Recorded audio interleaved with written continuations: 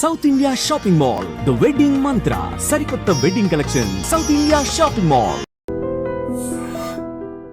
Hi hello నమస్తే, welcome back to our channel. నేను మీ వైషు. ఈ మధ్య కాలంలో వయసు మళ్ళిన తర్వాత, కొంచెం వయసు పైబడిన తర్వాత రెండో పెళ్లి మీద ఎక్కువ ఇంట్రెస్ట్ చూపిస్తున్నట్లు చూస్తున్నాం మనం ఈ మధ్య వీడియోస్లో. నాకు ఇంత ఆస్తుంది, నేను ఒంటరిగా ఉన్నాను, నాకు ఒక అమ్మాయి కావాలి, 30-40 సంవత్సరాలు ఉన్న అమ్మాయి అయినా పర్లేదు, నేనే మొత్తం చూసుకుంటాను, నా ఆస్తులన్నీ ఇస్తాను, నాకు కానీ ఒక పెళ్ళి కావాలి. రెండో పెళ్లి మీద ఈ మధ్య వృద్ధాప్యంలో ఉన్న పెద్దవాళ్ళందరికీ ఇంట్రెస్ట్ వస్తుందని చెప్పుకోవచ్చు. అంటే ఎందుకని, అంటే తల్లిదండ్రులు ఒంటరిగా మిగిలిపోవడం వలన, లేకపోతే పిల్లలు వాళ్ళని వదిలేసి వెళ్ళిపోవడం వలన, ఎందుకని అలా మారిపోతున్నారు అనుకోవచ్చు. ఈ విషయం గురించి మాట్లాడడానికి ఈరోజు నాతో పాటు సోషల్ యాక్టివిస్ట్ కృష్ణకుమారి గారు ఉన్నారు. మేడంతో మాట్లాడదాం. Hello ma'am. హలో, నమస్తే మ్యామ్. నమస్తే. సో పెద్దవాళ్ళు అంటే ఇంతకు ముందు మనకే కథలు చెప్తూ, అంటే అమ్మమ్మలు తాతయ్యలు అయిన తర్వాత ఇంట్లో ఉన్న మనవాళ్ళకి మనవరాళ్ళకి కథలు చెప్తూ అలా కాలం వెళ్ళదీసేవారు, టెంపుల్స్కి తిరుగుతూ. ఇప్పుడు లేదు, వాళ్ళ పని వాళ్ళు చూసుకుంటున్నారు, నన్ను అందరూ వదిలేశారు, నా పాటికి నేను ఉన్నాను, నేను కూడా రెండో పెళ్లి చేసుకొని అనుకుంటున్నారు. ఇది మంచిగా చూడొచ్చా, చెడుగా చూడొచ్చా, అసలు ఎలా చూడొచ్చు అంటారు మ్యామ్? నేనైతే అవసరంగా చూడొచ్చు అంటున్నా.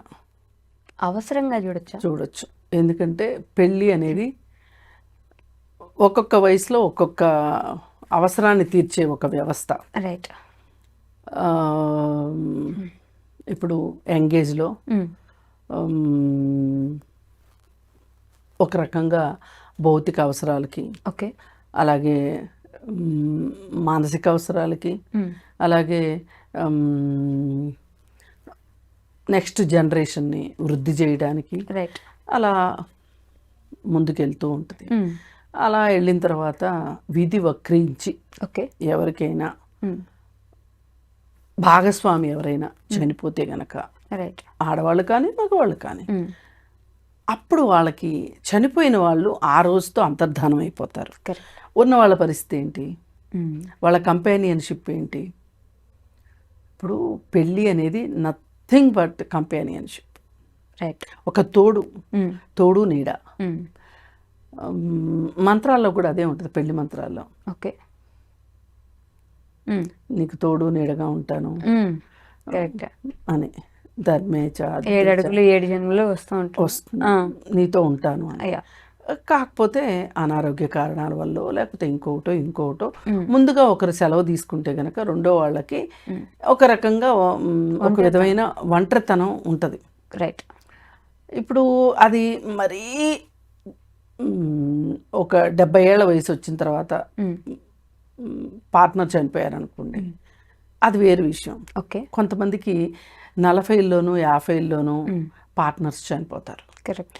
చనిపోయినప్పుడు చాలామంది ఇంకో పెళ్ళికి హెసిటేట్ చేస్తారు, ఆడవాళ్ళు కావచ్చు మగవాళ్ళు కావచ్చు. ఎందుకు పెళ్ళికి విముఖతగా ఉంటారు వాళ్ళు అంటే, వాళ్ళకి పిల్లలు ఉంటారు. ఈ వయసులో ఇంకొకరిని తీసుకుని వచ్చి జీవితంలోకి, ఈ పిల్లల జీవితం ఏమవుతుంది, వచ్చిన వాళ్ళు పిల్లల్ని సరిగా చూసుకుంటారా చూసుకోరా, ఇలాంటి రకరకాల భయాలు ఉండి రెండో పెళ్లి మాట ఎత్తరు. ఓకే.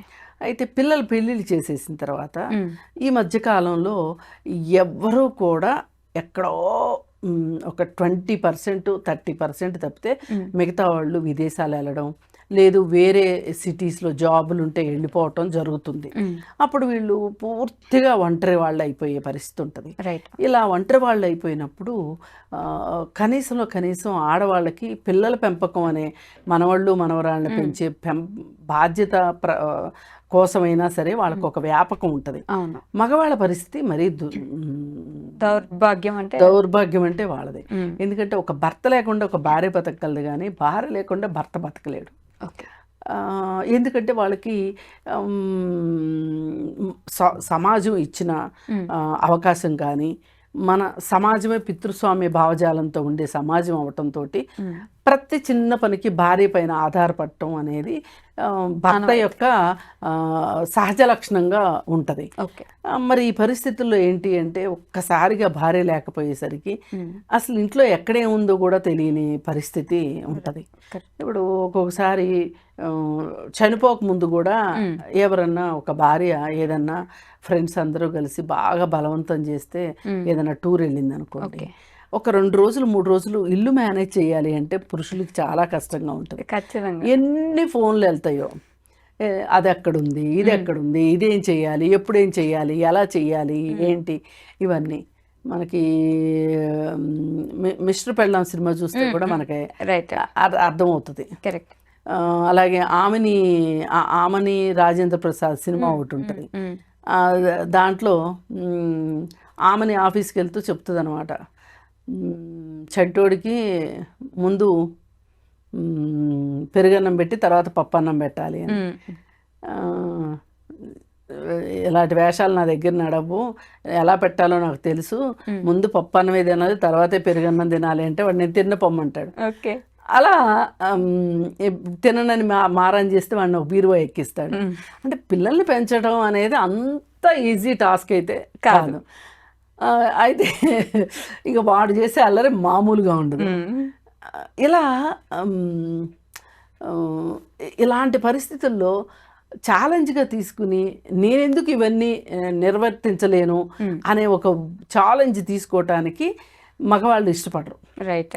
రీజన్ ఏంటి అంటే పని అనేది జెండర్కి సంబంధించింది అనుకుంటారు చాలామంది. పనికి జెండర్కి సంబంధమే లేదు. ఇది తెలుసుకున్న మగపిల్లలు భవిష్యత్తులో భార్యల దగ్గర మంచి మార్కులు కొట్టేస్తారు నన్ను అడిగితే. కీచులాటలు చాలా తక్కువ వస్తాయి. అందుకోసం ఏంటి అంటే మనం చిన్నప్పటి నుంచినే పిల్లల్ని జెండర్ బయాస్డ్గా పెంచకూడదు. ఆడపిల్లైనా మగపిల్లైనా ఒకే పని చేయాలి అన్నట్టు పెంచాలి. రైట్. ఇలా పెంచకపోవటం వల్ల ఏం జరుగుతుంది అనేది మనం చూసాం. ఇప్పుడు ఒకవేళ భార్య ఊరెళ్తేనే వీళ్ళు తట్టుకోలేని వాళ్ళు, నడిపించలేని వాళ్ళు, ఇంటిని నిర్వహించలేని వాళ్ళు అసలు హఠాత్తుగా భార్య చనిపోతే ఏం చేస్తారు? ఇది క్వశ్చన్ మార్క్ అనమాట. అయితే ఇలాంటి పరిస్థితుల్లో సరే పిల్లల పెళ్ళిళ్ళు అది అయిన తర్వాత ఒకవేళ భాగస్వామి చనిపోతే ఆడవాళ్ళకంటే ఏంటి అంటే ఆడవాళ్ళని కొన్ని సినిమాల్లో కూడా చూపిస్తారు. అమ్మని నేను ఉంచుకుంటా అంటే నేను ఉంచుకుంటా అంటారు. ఇద్దరు కొడుకులు ఉంటే, ఎందుకంటే అమ్మ ఉంటే ఏదన్నా చేసి పెడుతుంది, ఏవో చేస్తుంది. నాన్నకైతే మనమే సేవలు చేయాలి అని నాన్న వద్దు అంటారు. ఇలాంటి పరిస్థితులు అన్నీ చూసేసిన తర్వాత, అన్నీ అయిపోయిన తర్వాత, ఇప్పుడు ఈ భార్య చనిపోయింది అనుకోండి, భర్తకి అతని పరిస్థితి ఏంటి? కొడుకులు తీసుకెళ్తామని అనరు, ఏదో మొక్కుబడిగా అంటారు. నాకు తెలిసి ఎక్కడో కొంతమంది తప్పితే భార్య చనిపోయిన తర్వాత చనిపోయిన భర్తలు నేను చాలా మందిని చూశాను. మనం తీస్తే గనక ఎక్కడైనా సరే భర్త లేని వితంతువులు మనకి చుట్టూ కనిపిస్తారు. భార్య చనిపోయిన వాళ్ళు చాలా తక్కువ మంది కనిపిస్తారు. ఈ ప్రాసెస్లో రెండో పెళ్లి చేసుకోవడం తప్పేంటి? అంటే ఇప్పుడు చేసుకోవడం తప్పు కాదు, కాకపోతే అసలు విషయం ఇక్కడే ఉంది. ఇప్పుడు ఆయనకు ఒక 50 ఏళ్ళు అనుకుందాం. ఆయన చూసుకోవాల్సింది ఎవరిని? ఓ 45 ఏళ్ళ ఆవిడ్ని, ఎవరైనా ఒక యంగ్ విడో అయిన ఆవిడ్ని, బాదరబందీ లేని ఆవిడ్ని చేసుకోవచ్చు. లేదు తనకంటే 1 సంవత్సరం 2 సంవత్సరాలు పెద్దదైనా పర్వాలేదు, కంపెనీషిప్ కోసం పోని ఆ సేవలే అనుకుందాం. తప్ప ఒప్ప అనేది వేరే విషయం. ఈ జెండర్ బయాస్డ్ సేవలే అనుకుందాం. వాటి కోసమైనా చేసుకున్నా కానీ అది ఎవరికి అభ్యంతరం కలిగించే విషయం కాదు. కాకపోతే ఈ మధ్య ఒక బ్యాడ్ టెండెన్సీ వచ్చింది. ఒక 60 ఏళ్ళ ఆయన ఒక 20 ఏళ్ళ అమ్మాయిని పెళ్లి చేసుకున్నాడు. ఇది దుర్మార్గం. ఇలాంటివి జరగకూడదు. తనకైతే రెండో పెళ్ళి, కానీ భార్యకి మట్టుకు రెండో పెళ్ళి ఉండటానికి వీల్లేదు అనుకునే వాళ్ళు కూడా ఉంటారు కొంతమంది. ఇలా నాకు డబ్బు ఉంది కాబట్టి నేను మళ్ళీ ఒక యంగ్ గాల్ని పెళ్లి చేసుకోవాలి అని అనుకోవడం ఉంది చూసారా, ఇది అసలు దుర్మార్గం. నేను ఇందాక చెప్పినట్టు లైఫ్ అంటే పెళ్ళి అంటే నథింగ్ బట్ కంపానియన్షిప్, సాహచర్యం, ఒక మంచి తోడు నీడ అలా ఉండాలి. నీకు డబ్బులున్నా డబ్బులు లేకపోయినా నీకు ఒక సాహచర్యం అవసరం తప్పితే నీ వికృతమైన కోరికలకి నీకు డబ్బున్నాయి కాబట్టి ఒక పడిచి పెళ్ళం రావాలనుకోవడం చాలా తప్పు. పైగా కొంతమంది ఏం చేస్తారంటే మగ ఆయన చేసుకుంటే మటుకు తప్పేంటి, ఆడవాళ్ళు చేసుకోవద్దు అంటారు. ఈ సాహచర్యం అనేది మగవాళ్ళకైనా ఆడవాళ్ళకి అక్కర్లేదా? అందుకని మగవాళ్ళకైనా ఆడవాళ్ళకైనా ఈ తోడు నీడ తప్పే కాదు. కాకపోతే ఒక్కటే, ఈ డబ్బు ఉంది అనే ఒక పొగరుతోటి, నేను ఒక మనిషిని కొనుక్కోగలను అనే ఒక మనస్తత్వంతో ఒక చిన్న అమ్మాయిని చేసుకోవడం అనేది మటుకు చాలా దుర్మార్గం. ఇది చాలా తప్పు కూడా. మీకు ఇంకో ఆశ్చర్యకరమైన విషయం చెప్తాను. రియల్ ఎస్టేట్లో డిఎల్ఎఫ్ అనే చాలా పెద్ద కంపెనీ ఉంది. ఇండియాలో అదే నంబర్ 1 రియల్ ఎస్టేట్లో. అయితే డిఎల్ఎఫ్ ఆయన రియల్ ఎస్టేట్ కంపెనీలన్నిటిలోకి అతి ఎక్కువ ధనవంతుడైన వ్యక్తి కూడా అనమాట. ఆయన సంస్థ ఉంటారు. ఆయన పెళ్లి చేసుకున్నారు. ఏ ఏజ్లో? 80s ఆ ప్రాంతంలో. ఆయన వయసు 80 ఉన్న టైంలో ఇంకొక ఆమెను పెళ్లి చేసుకున్నారు. ఆమె వయసు అది పెద్ద తప్పుగా అనుకోవాల్సినంత మ్యాటర్ కాదు. అయితే మరి ఆ వయసు ఆయన ఎందుకు చేసుకున్నారు పెళ్ళి అంటే సాహచర్యం. ఎందుకంటే పిల్లలందరూ పెద్దవాళ్ళు అయిపోయారు. వాళ్ళెవరూ ఈయన్ని పట్టించుకునే స్థితిలో లేరు. వాళ్ళ బాధ్యతలు వాళ్ళకు ఉన్నాయి, వ్యాపార బాధ్యతలు కావచ్చు, కుటుంబ బాధ్యతలు కావచ్చు.